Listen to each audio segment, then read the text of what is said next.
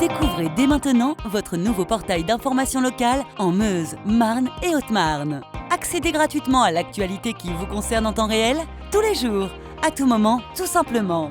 Retrouvez en plus du direct tous vos programmes en replay ainsi que tous vos jeux concours. Alors, tout de suite, sans plus attendre, rendez-vous sur puissancetélévision.fr. Des classes de maternelle sont menacées de fermeture, parents et enseignants se révoltent. Des roses ont été distribuées pour la journée des droits des femmes. Le judo club Marnaval poursuit ses stages de judo malgré la crise sanitaire.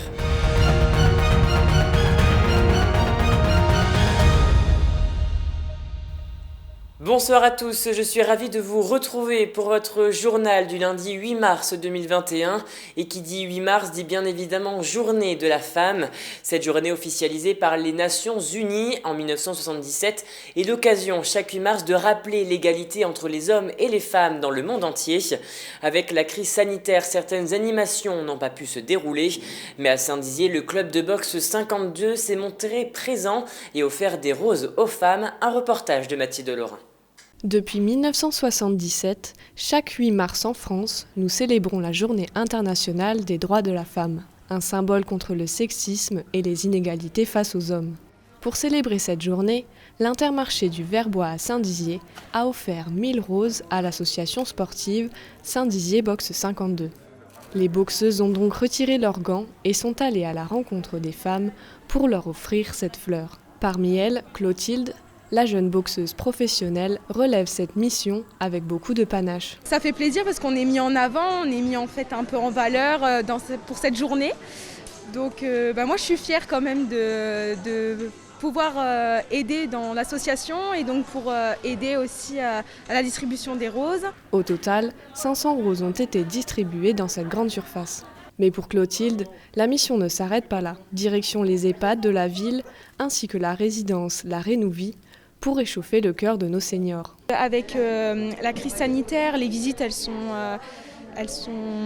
moins abondantes qu'avant, donc comme ça permet de voir un petit sourire sur leur visage. Ça me tenait à cœur aussi de venir ici parce que j'ai été gardienne remplaçante pendant le confinement de l'année dernière. La jeune boxeuse arpente les couloirs de la résidence et sonne aux portes des personnes âgées afin de livrer les roses.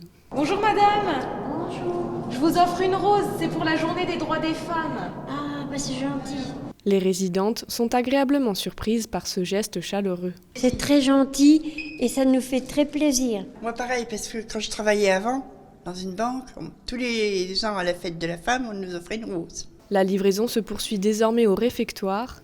Clotilde fait le tour des autres résidentes qui sont impatientes de recevoir le petit sésame.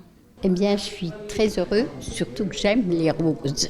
J'adore la rose rouge, mais celle-là me plaît beaucoup. Une initiative qui semble avoir conquis les seniors comme les plus jeunes. Cette opération va sans doute être reconduite puisque le Saint-Dizier Boxe 52 aimerait proposer quelques animations intergénérationnelles avec les résidents et les jeunes du club dans les mois à venir. Fin février, l'Académie de Reims a présenté la carte scolaire qui pourrait être appliquée dès la rentrée de septembre.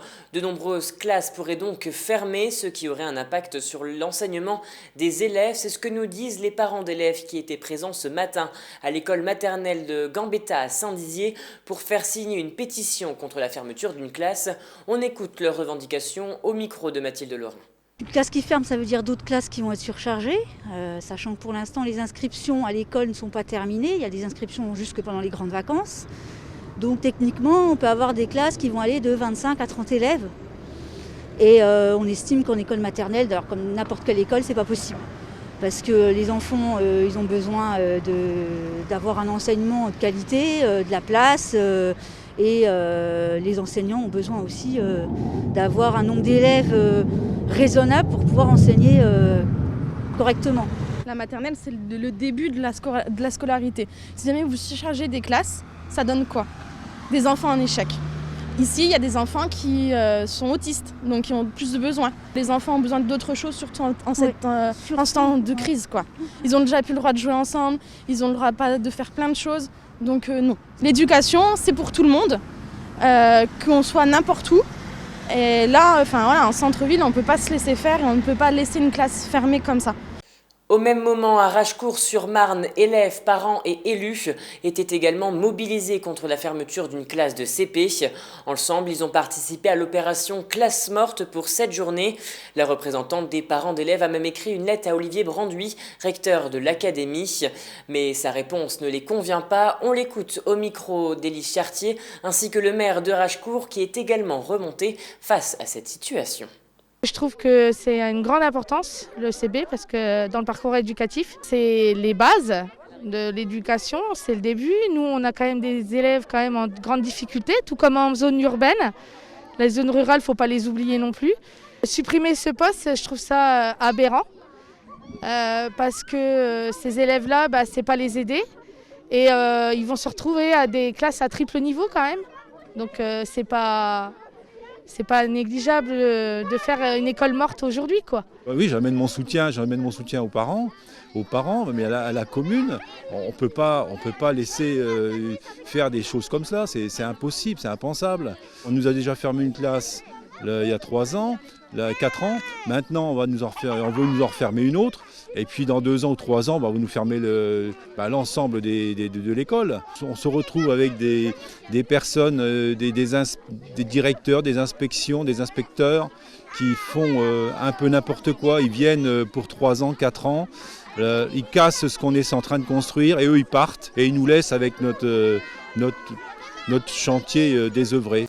Passons à présent aux chiffres du jour qui s'élèvent à 120, ce qui équivaut à la somme forfaitaire par étudiant boursier ayant leur domicile en Meuse, financé par le département. Cela correspond à 2 repas par jour à 1 € pendant 2 mois pour soutenir les étudiants en période difficile liée à la crise sanitaire.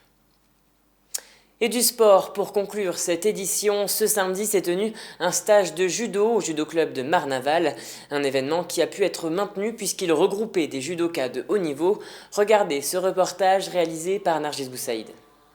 Les mots crabe, langouste résonnent dans la salle et on ne parle pas de fruits de mer mais bien de judo. Pour une seconde journée de stage, le club marnavalais réunissait ses 10 sportifs de haut niveau. On a maintenu la pratique pour les plus grands. Et là, les hauts niveaux, on les réunit, les plus jeunes hauts niveaux, parce qu'on a 3 niveaux dans le haut niveau. Et nous, quand on les rassemble, c'est pour travailler sur des fondamentaux. Alors j'observe aux entraînements de haut niveau, ou lors des commissions, mais cette année, il n'y en a pas, quels sont les secteurs dans lesquels il y a eu des petits trous. Dans le dojo, plusieurs entraînements s'enchaînent, sous les conseils du grand Francis Clerget, en exercice depuis 40 ans. Allez, vas-y, encore. Pour qui rien n'empêche d'enseigner le judo, même pas le virus. Cette histoire du Covid-19, pour moi, elle ne me perturbe pas. C'est embêtant, c'est vrai, pour les jeunes, il n'y a pas de compétition, ils aiment la compétition, mais au contraire, elle permet d'enrichir notre judo. Elle permet d'avoir beaucoup de réflexion, de revoir un petit peu certaines choses qui ont disparu, ou qu'ils ont oubliées, ou qui n'ont plus travaillé. C'est pas très intense, mais il faut du temps. Il faut de l'analyse. Sur le tatami, judoka et judokades se défient. Même si les compétitions sont en stand-by, les projets du club sont dans un premier temps de maintenir l'activité judo. Là, du coup, on n'a pas de compétition à court terme. Moi, j'ai pas forcément d'objectif précis.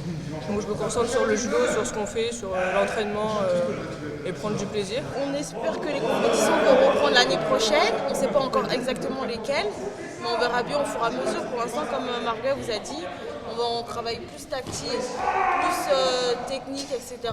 On a la chance de s'entraîner tous les jours avec les plus fortes, donc à l'INSEP. Et c'est une chance. Au centre du tapis, une petite surprise. Mélanie Clément, figure du judo Bragard, qui a rejoint cette petite bande, histoire de renforcer les liens le temps d'une journée. Ouais, je les connais depuis tout petit et puis ils me suivent. Et puis voilà, j'ai aussi cette image de la plus grande, du plus haut niveau. Donc c'est vrai que pour moi, échanger par rapport à ça et leur faire aussi découvrir ce que moi je vis au quotidien dans tous ces échanges, c'est super. Donc là, on travaille vraiment sur des points très précis qu'on n'a pas forcément le temps de faire la semaine. La semaine, on est plus axé sur les combats. Et là, on retrouve vraiment de la précision dans les gestes et c'est ce que j'aime en fait quand je reviens ici. En attendant des jours meilleurs, les dirigeants du club se sont réunis afin d'évoquer les différentes alternatives pour permettre également aux amateurs de renfiler le kimono. Et c'est la fin de cette édition. Merci à tous de l'avoir suivi. Dans un instant, vos prévisions météo de demain. Très belle semaine à vous. Toute l'actualité qui vous concerne, à voir et ou à revoir dès maintenant sur puissancetélévision.fr et sur notre application mobile.